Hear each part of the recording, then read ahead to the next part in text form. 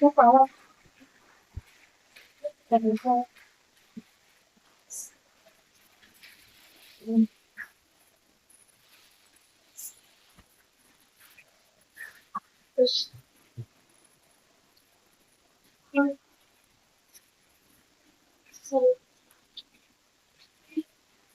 minutes, no movement in the body, no knowledge in the mind.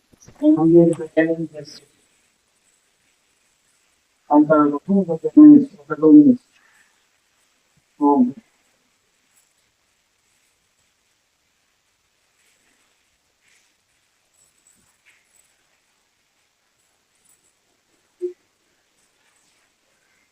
No.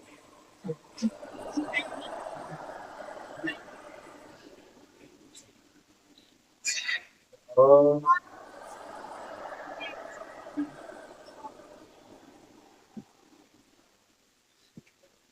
Wow.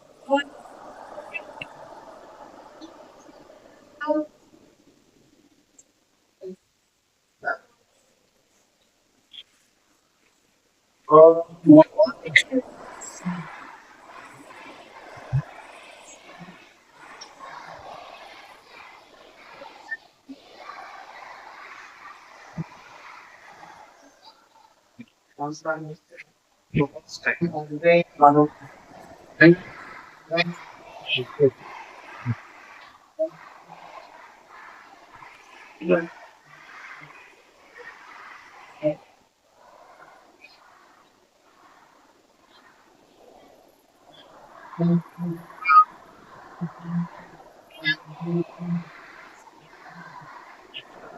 We want to back.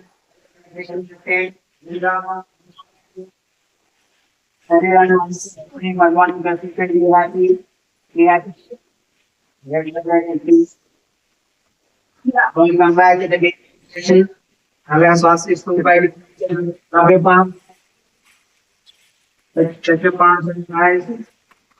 Open your eyes. Look at your palms. Arate Vasate Lakshmi. Ante Saraswati. Jai Gauri. Namaste. పవిత్రమైన శక్తివంతమైన కేసులను మంచి పనులకు మాత్రమే ఉపయోగిస్తాను.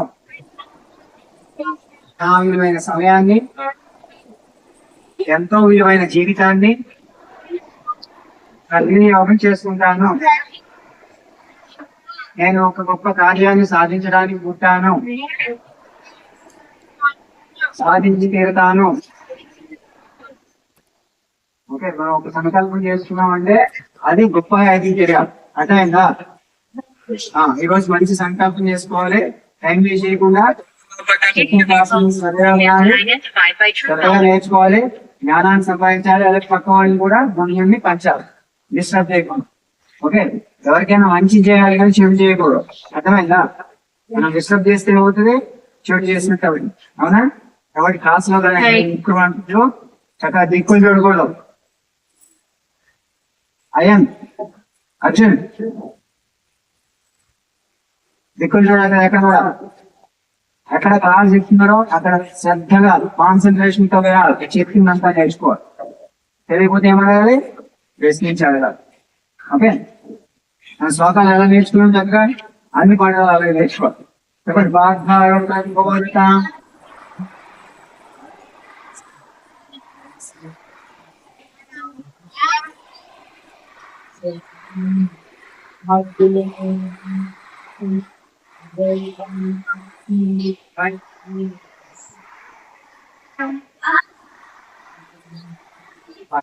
పవిత్రంగా ఉండాలి. మనలో అపవిత్రత ఉండకూడదు.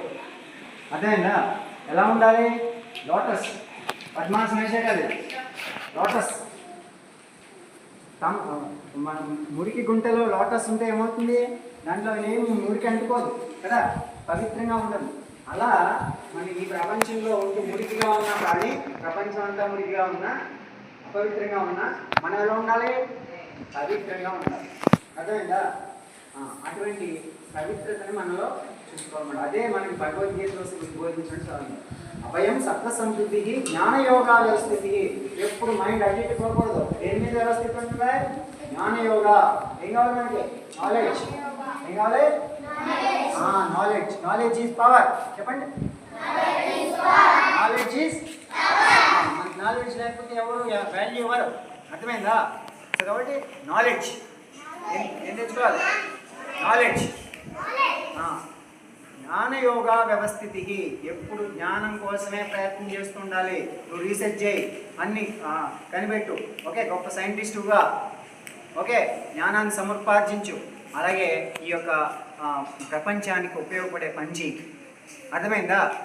సో కాబట్టి మీరందరూ కూడా ఇక్కడ మానవతా విశ్వవిద్యాలయంలో స్కూల్లో చదువుకుంటున్నారంటే గొప్ప మానవులుగా తయారవ్వాలి మానవత్వంతో. అంతేనా? మానవత అంటే అంతే కదా. సెల్ఫ్లెస్. ఎలా ఉండాలి మనం? ఎప్పుడు కూడా సెల్ఫ్లెస్గా ఉండాలి. Selfless service. ఎప్పుడు కూడా మన కోసం మనం ఆలోచించడం కాదు, ఈ ప్రపంచం కోసం గొప్ప నాయకుడిగా ఆలోచించాలి. అర్థమైందా? భగవంతుడు అందరికీ చేస్తాడు కదా, మనం భగవత్ స్వరూపులం కదా. కాబట్టి మనం అందరూ ఎలా ఆలోచించాలి? ఇంకా ఈ జీవితాన్ని ఎలా మంచిగా ఉపయోగించాలని ఆలోచించాలి. అర్థమైందా? అంత గొప్పగా మనం పనిచేయాలన్నమాట. అంత గొప్పగా పనిచేస్తే ఏమైంది? నిన్న మనం ఈ గురుకుల క్లాసులో ఏం చెప్పుకున్నాము? కృష్ణుడు కుచేలుడు గురించి చెప్పుకున్నాం కదా. కుచేలుడు అంత భక్తితో ఉండడం వల్ల కృష్ణుడు ఎంత తొందరగా అతన్ని గొప్పగా చేశాడు. అవునా కదా? ఏమీ లేకపోయినా కానీ అతను పూరి గుడిసి కూడా ఒక్కసారిగా అవంతి అయిపోయింది. ఆ పుచ్చిపోయిన అటుకులు ఇస్తే ఆయన తినేసాడు, భక్తితో ఇస్తే. నువ్వు భక్తి లేకుండా ఎన్ని ఇచ్చినా భగవంతుడు తీసుకోడు. అర్థమైందా? భక్తితో ఆ గుప్పుడు అటుకులు ఇచ్చినా కానీ ఆయన ఆనందంగా తీసుకుని ఆ భక్తుడిని ఎంతో గొప్పగా తయారు చేశాడా? అది అలాంటి భక్తి ఉండాలి. ఎప్పుడు కూడా ఇవన్నీ ఆశించలేదు కుచేలుడు. ఏం ఆశించలేదు. ఏం ఆశించాడు? భగవంతుడినే ఆశించాడు. కేవలం నాకు భగవంతుడు చాలు అని. ఎంత కష్టాలు ఉన్నా కానీ తినడానికి తిండి లేదు పాపం. వాళ్ళ పిల్లలకు కూడా తిండి లేదు. అలాంటి కష్టాల్లో కూడా ఎప్పుడు భగవంతుడిని నాకు ఇది అని అడగలేదు భగవంతుని. ఎప్పుడు భగవంతుని మనసు భగవంతుని మీదే లగ్నం చేసినటువంటి గొప్ప భక్తుడు అనమాట. అర్థమైందా? అందుకని అంత చెమటలు బట్టి మురికిగా చిరిగిపోయిన వస్త్రాలతో ఉన్న వెంటనే ఆ సింహాసనం నుంచి దిగి వచ్చి కృష్ణుడు ఏం చేశాడు? పరిగెత్తుకుని వెళ్ళి ఇలా తీసుకున్నాడు. భగవంతుని మన దగ్గరికి అలా వస్తాడనమాట ఎప్పుడు మనం భక్తితో ఉంటే. అర్థమైందా? కాబట్టి మనం అంత భక్తిగా మంచి పనులు చేస్తూ ఉంటే భక్తిమాన్ సమే ప్రియ. భక్తిమాన్ అటువంటి భక్తులు నాకు ఇష్టము అని చెప్పారు. పత్రం పుష్పం ఫలం తోయం. నువ్వేమాకలు పొద్దున ఒక నీళ్లు చుక్కే, ఒక పత్రమే, పుష్పమే, ఏదైనా భక్తితో ఇచ్చింది నేనే తీసుకుంటాను స్వయంగా. ఎంతోమంది ఎన్నో ఇస్తూ ఉంటారో నేను ఏమీ తీసుకోను అని చెప్పి కృష్ణుడు చెప్పాడు కుచేలోపాఖ్యానంలో. అర్థమైందా? కుచేలుడికి ఏం చెప్పాడు? అన్ని చాలామంది ఇస్తారు కదా కృష్ణుడికి. కృష్ణుడు అంటే అన్ని పెద్ద డబ్బున్న వాళ్ళు ఏదో రకరకాలు ఇచ్చేస్తూ ఉంటారు కదా, అవన్నీ నేను తీసుకోను. అర్థమైందా? ఏం తీసుకుంటాను? ఎవరైతే భక్తుడు ఉన్నాడో ఆ భక్తుడి యొక్క హృదయంలోనే నేను ఉంటాను. ఆ భక్తుడు ఇచ్చినటువంటి దాన్నే నేను స్వీకరిస్తాను అని చెప్పారు. అర్థమైందా? కాబట్టి మనం ఎలా ఉండాలి? ఎప్పుడు అంత భక్తిగా ఉండాలి. తల్లిదండ్రులు కూడా ఎలా చూసుకోవాలి? మనం దేవుళ్ళలాగా చూసుకోవాలి. ఓకే, మాతృదేవో భవ, పితృదేవో భవ, ఆచార్య దేవో భవ, అతిథి దేవో భవ. చెప్పరా? అతిథి దేవో భవ, దరిద్ర దేవో భవ, మూర్ఖ దేవో భవ. అంటే మన పక్కోడికి ఎవరికైనా ఏమి అజ్ఞానంతో ఉన్నాడు అనుకోండి, వాడు కూడా మన దేవుడే. అర్థమైందా?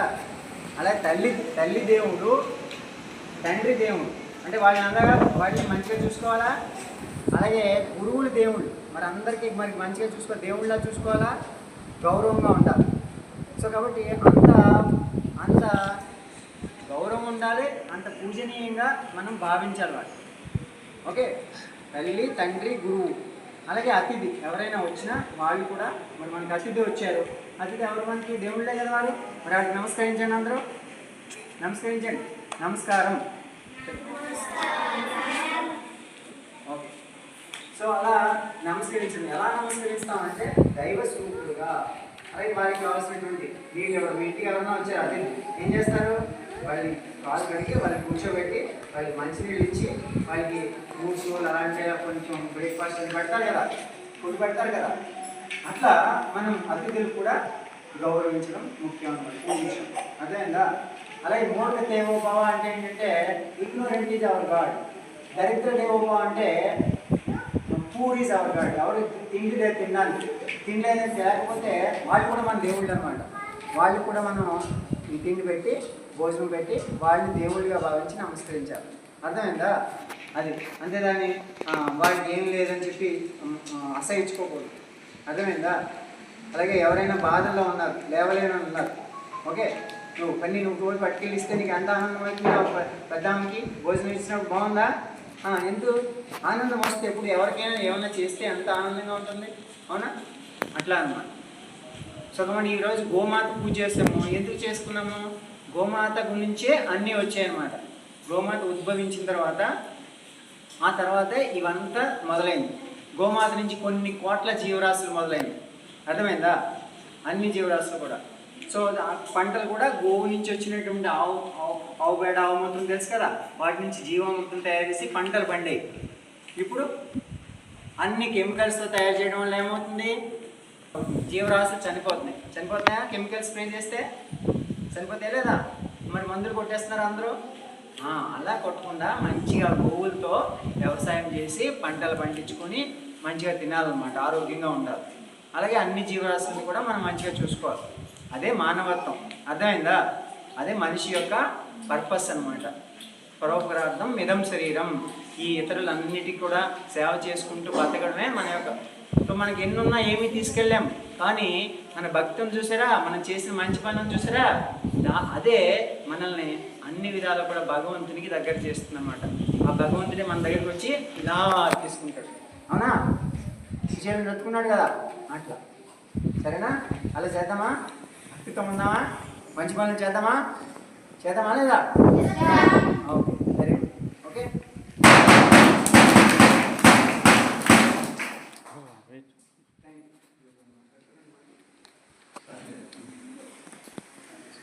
సో పేరు సద్గురు సేవా ట్రస్ట్ అని ఏర్పాటు చేసి గోమాతను రక్షించడము, తర్వాత పేదలకి సహాయం చేయడము, వారి కోసం ఎంతో కృషి చేస్తూ మన కృష్ణయ్య గారు, తర్వాత నరసింహరాజు గారు, తర్వాత బసవరాజు గారు, తర్వాత వేణుగోపాల్ గారు కూడా ఇక్కడ హైదరాబాద్ నుంచి వస్తున్నారు. వీరు శ్రీశైలంలో కూడా ఎక్కువ ప్రాబ్లంగా ఉంటారు. అందుకే అందరికి సేవ చేయడం కోసం సద్గురు సేవా ట్రస్ట్ అని పెట్టి సేవ చేస్తూ ఉన్నారు. సో కాబట్టి అలాంటి వారికి అంటే మంచి చేస్తూ మంచి చేయించాలి అనేటువంటి ఉద్దేశం ఉన్నటువంటి వాళ్ళందరికీ కూడా నమస్కరించి ఒకసారి నమస్కరించి